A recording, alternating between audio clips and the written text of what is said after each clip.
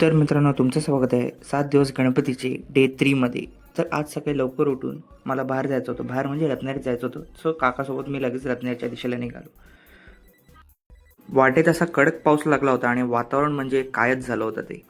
या एसटीने आमचा वेळ वाया घालवला आणि थेट आम्ही पोचलो काकाच्या दुकानात.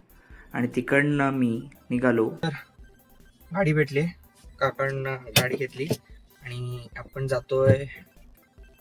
मी थेट निघालो माझ्या रत्नागिरीच्या मित्रांच्या घरी. त्याच्यात पहिला नंबर लावला मी अंकिताच्या घराला.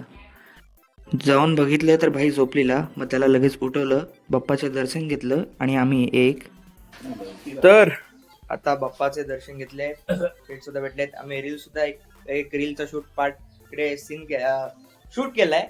तो जल्दी बोल, कल सुबह पनवेल निकलना है. पार्ट या पुढच्या रील मध्ये, ह्याच्या नंतरच्या रील मध्ये वगैरे येईल, तो नक्की बघा. आणि तिकडे आलो माझ्या मित्र विराजकडे. त्याच्या बाप्पाचे दर्शन घेतले आणि तिकडनं निघालो. जाणार होतो रत्नागिरीच्या राजाला, पण काकाचा कॉल आला की लवकर ये, निघायचं आहे म्हणून थेट येऊन पोचलो दुकानात. पण बघतो काय, त्यांची काय ना काहीतरी कामच चालू होती.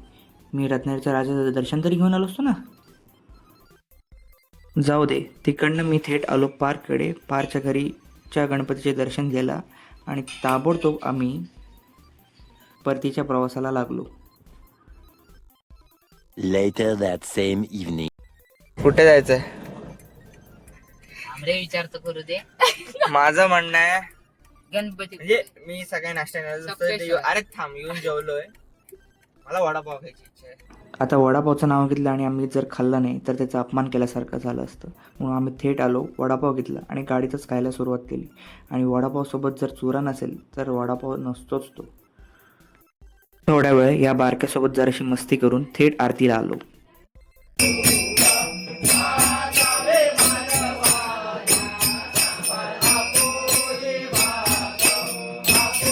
आणि आरती झाल्यानंतर सगळ्या घरच्यांसोबत थोड्या वेळ खेळलो संगीत खुर्ची. आणि आजचा आमचा विनर होता, अन्वित केतन शिरगावकर.